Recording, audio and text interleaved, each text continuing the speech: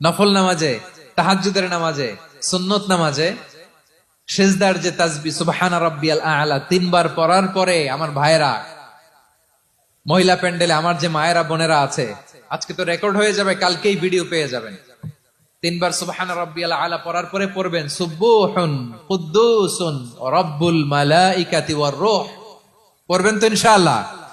বিশ্বনবী যখন সিজদায় লুটিয়ে পড়তেন, আম্মা জানা এসে বলেন, আমরা তো সিজদার মধ্যে সুবহানা রাব্বিয়াল আ'লা বলেই শেষ, কিন্তু বিশ্বনবী তাহাজ্জুদের নামাজে, নফল নামাজে, সুন্নত নামাজে তিনবার সুবহানা রাব্বিয়াল আ'লা তাসবিহ পড়ার পরে তিনি পড়তেন সুবহুন কুদ্দুসুন রাব্বুল মালাইকাতি ওয়ার রূহ। সুবহ কুদ্দুস রব্বুল মালাইকাতি ওয়ার রূহ। সিজদায় লুটিয়ে পড়ে বিশ্বনবী এই দোয়াটা পড়তেন। নফল নামাজে, সুন্নাত নামাজে কিংবা তাহাজ্জুদের নামাজে সুবহান রাব্বিয়াল আ'লার পরে কি পড়তেন? সুবহুন।